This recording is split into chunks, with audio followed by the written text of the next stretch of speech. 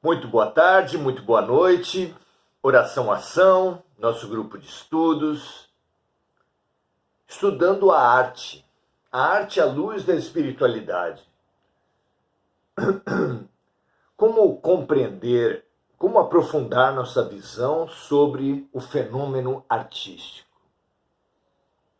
De onde vêm esses seres que em todos os tempos têm sido considerados seres especiais?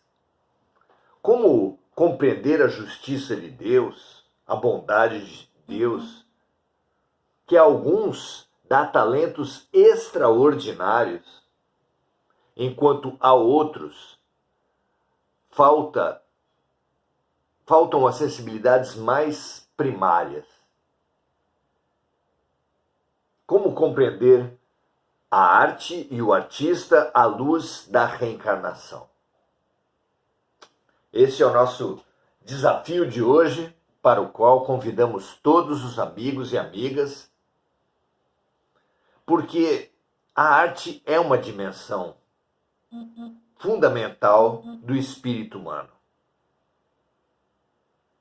A sensibilidade artística, como a inteligência, as emoções, fruto da inteligência e das emoções, mas um fruto muito especial,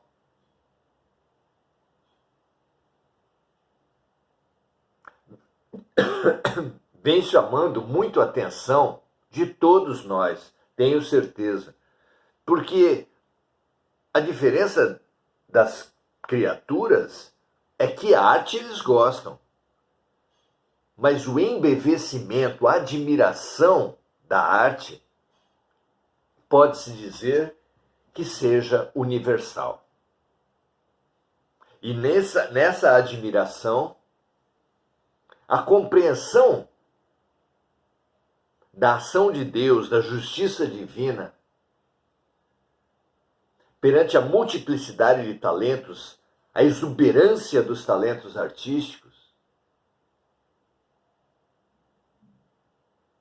e a rudeza da alma, em contraposição à rudeza de alma de tantos outros,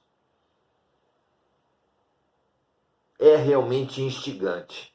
Vamos ver o que conseguimos avançar frente a essa curiosidade tão legítima, o entendimento da arte, sob o ponto de vista da eternidade, da reencarnação, da justiça de Deus. A pergunta que é feita para Emmanuel hoje é a seguinte: no caso dos artistas que triunfaram sem qualquer amparo do mundo e se fizeram notáveis tão só pelos valores da sua vocação.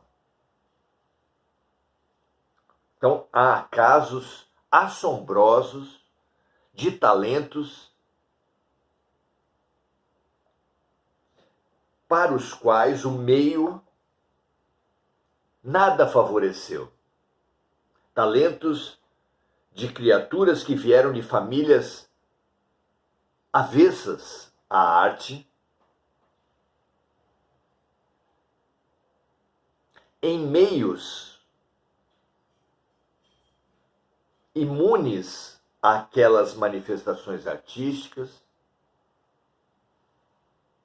quebrando a tese, assim, da influência do meio, uma das principais teses da psicologia e da ciência em geral, para explicar a diversidade, a personalidade, as características humanas.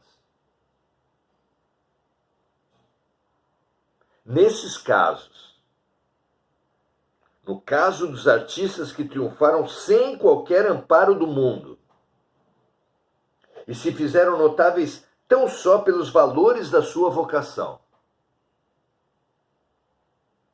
esses casos suas obras traduzem alguma recordação da vida no infinito? Olha que estudo interessante. A resposta de Emmanuel diz o seguinte: as grandes obras-primas da arte, na maioria das vezes, significam a concretização dessas lembranças profundas. Então, aqui, quando fala de lembranças profundas, precisamos, ainda que muito rapidamente, falar sobre a memória do ponto de vista espiritual. Muitos protestam, indignados, contra o que supõe a perda das conquistas de vidas passadas. Que esse esquecimento de nossas vidas passadas seria uma perda, um desperdício ilógico para eles. Pois, amigos e amigas, não é bem assim. Todos nós temos em mente todas as nossas vidas passadas. Todos os fatos mais importantes das múltiplas vidas estão em nós. Não foram perdidos. O que a vida fez com essas memórias todas foi apenas colocá-las, situá-las no inconsciente, de onde muitas vezes essa memória sai puxada por gatilhos. O que são os gatilhos? Fatos que acontecem na vida e que puxam, resgatam memórias de vidas passadas. Por exemplo, surge uma pessoa nova nas suas relações, no seu local de trabalho, na sua vizinhança. Pessoas com as quais você nunca teve qualquer contato. E emerge de dentro de você, em dois extremos, ou a confiança plena, uma simpatia gratuita, ou a desconfiança sem qualquer motivação lógica, a antipatia gratuita. Como explicar esse fenômeno? É que o surgimento daquela pessoa aos seus olhos, nas suas relações, foi o gatilho, ela mesma, para puxar do seu inconsciente as impressões deixadas por aquela pessoa vindas de outras vidas. A mesma explicação vem dos talentos inatos, dos talentos de nascença, das capacidades para as quais o meio em nada contribuiu.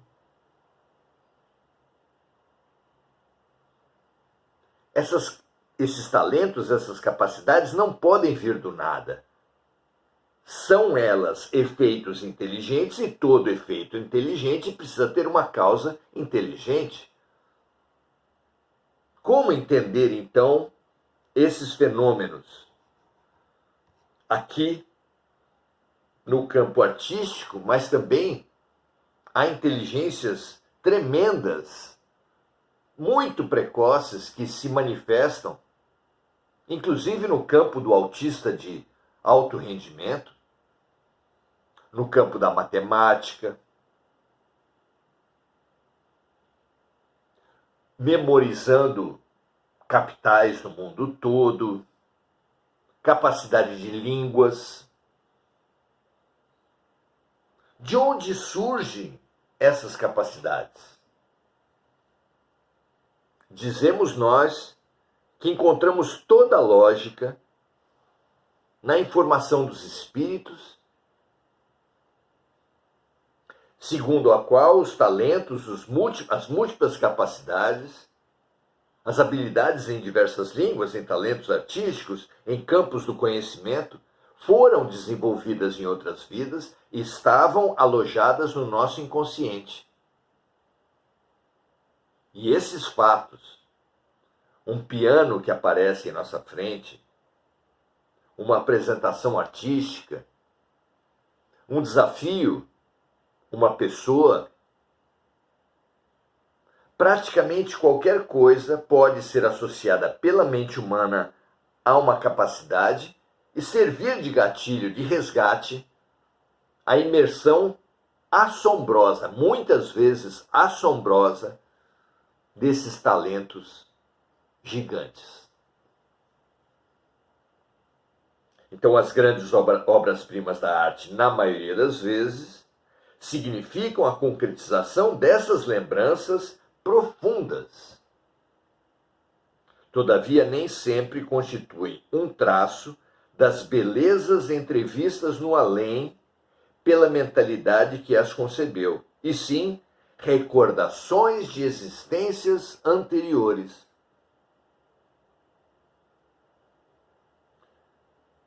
Imaginemos, por exemplo, sem afirmar, mas só uma imaginação, que o quadro de Leonardo da Vinci sobre a Última Ceia pode bem ter sido de algum participante do evento, que ficou com aquela imagem, digamos assim, marcada na mente, e séculos depois, várias vidas depois, milênios depois, tornou-se capaz de tirar do seu inconsciente e reproduzir a imagem, no caso, tão linda.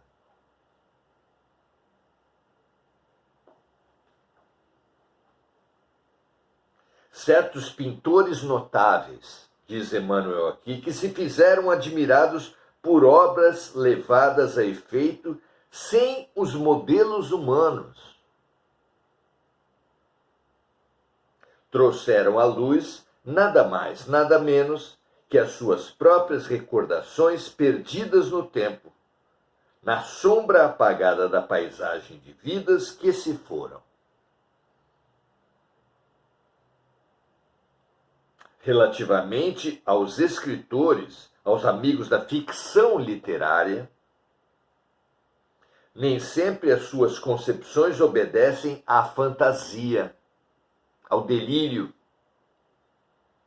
porquanto são filhas de lembranças inatas, com as quais recompõem o drama vivido pela sua própria individualidade nos séculos mortos. Não é interessante? Não amplia a concepção da memória, dos talentos, das capacidades humanas em geral? Não é muito mais digno da justiça, da bondade, do amor de Deus o entendimento de que todos, absolutamente todos, fomos criados simples e ignorantes e fomos constituindo nossas capacidades ao longo de múltiplas vidas, do que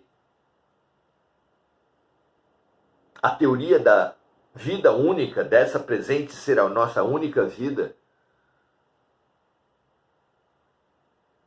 diante de uma diversidade tão absurda que traz algumas vidas à Terra com limitações tão rudes, tão extremas. Seres que nunca vão conseguir fazer uma bolinha, enquanto outros compõem obras artísticas, da arte plástica, da literatura, exprimem capacidades fantásticas no campo religioso, no campo da mediunidade, no campo das ciências, da oratória. Todos os dons, a multiplicidade gigantesca dos dons fica facilmente explicada, porque é claro, não se trata de algo vindo do nada, porque isso não explica nada, mas trata-se apenas de uma rememoração, de um despertar de um talento adquirido em outras vidas, por uma situação qualquer. Foi despertado esse talento por um gancho, um gatilho, uma situação qualquer que resgatou essa capacidade.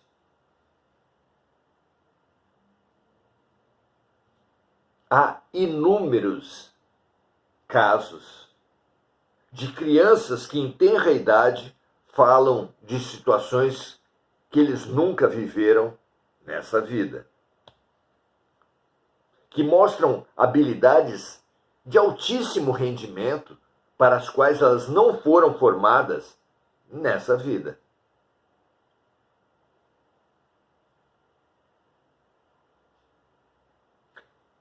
Todas as capacidades, os conhecimentos, os talentos que não foram, que brotaram sem ter sido desenvolvidos nessa vida, ou serão explicados por um favorecimento de Deus insuportável, incompatível com a bondade divina, porque um favorecimento que nem os pais e mães da terra ousam fazer com seus filhos, sobrinhos e netos, de forma que, por essa tese, Deus seria um pai pior do que nós mesmos. Absurdo. Ou então, se será necessário compreender que aquele talento ou aquele bloqueio foram gerados, são efeitos que, não podendo ter como causa a barriga da mãe, a vivência na barriga da mãe, onde não se pode cometer grandes acertos e grandes erros, só pode vir de uma realidade, de uma vivência antes da concepção. Ou seja, a vida não começa no berço e não termina no túmulo. Qualquer um que pensar na vida e que conseguir escapar à armadilha do caos, do nada, a tese absurda que diz que nada tem explicação, nada tem lógica, nada tem justiça, é tudo caos, a bagunça, o salve-se quem puder. Quem deixar dirigir a sua análise de vida pela sensação íntima, pela certeza íntima da vida, do universo ser regido por uma ordem, do caos ser apenas a ordem que nós ainda não conseguimos compreender, todas essas pessoas chegarão inevitavelmente à conclusão da reencarnação.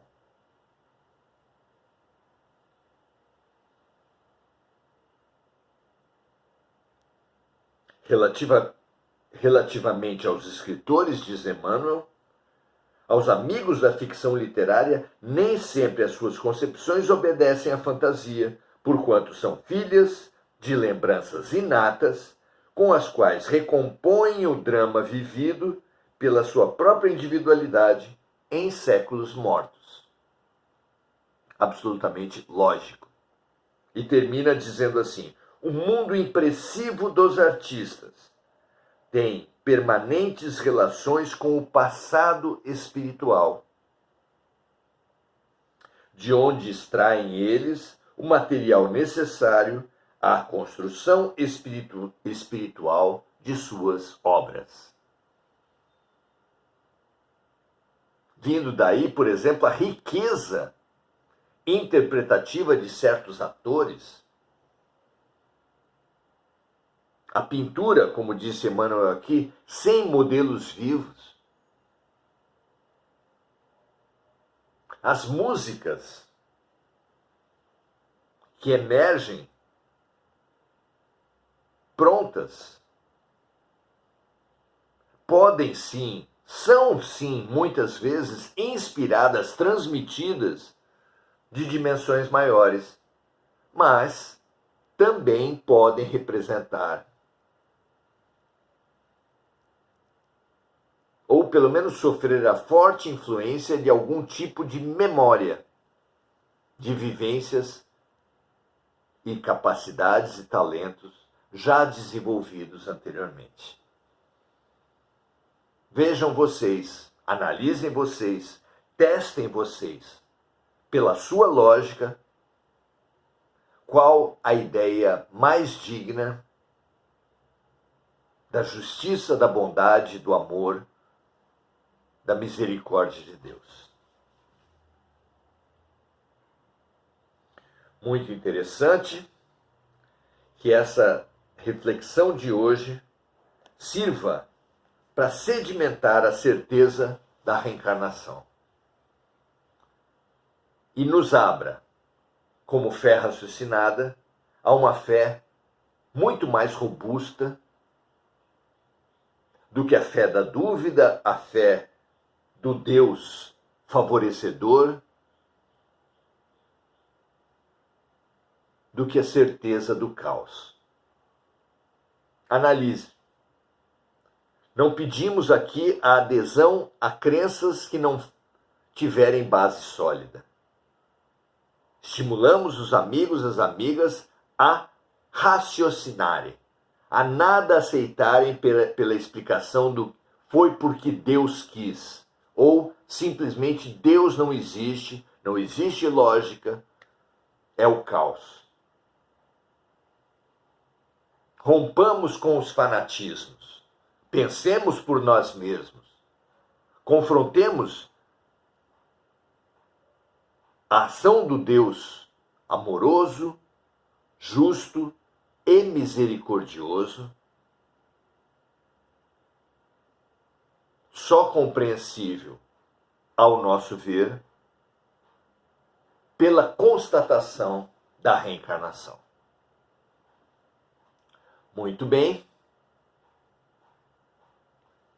Saudar os amigos aqui, Marco Aurélio Trindade, lembrando a letra de uma música linda de Milton Nascimento. Eu era criança, hoje é você, e no amanhã, nós. Muito bonita essa música. Enir Cajazeira, dando seu boa noite a todos, Adelaide Dias também. Não temos aqui o registro de outros amigos ou amigas, as manifestações em maior número, como em outras vezes. Temos certeza que outras pessoas estão também nos assistindo e estimulamos todos vocês que entendem que essa nossa reflexão expande horizontes, a favorecer a expansão dos horizontes, dos amigos, dos parentes, das suas relações nas redes sociais. Compartilhe, espalhe, porque nada mais precioso do que uma visão de conjunto para quem precisa tomar decisões, e nós precisamos demais dessa perspectiva para as decisões que tomaremos. Que essa ferramenta da expansão de consciência, da expansão de realidade, da expansão de perspectiva, seja cada vez mais desenvolvida por todos nós, porque ela será preciosa para o nosso futuro imediato. Que assim seja, graças a Deus, um grande abraço a todos e até amanhã.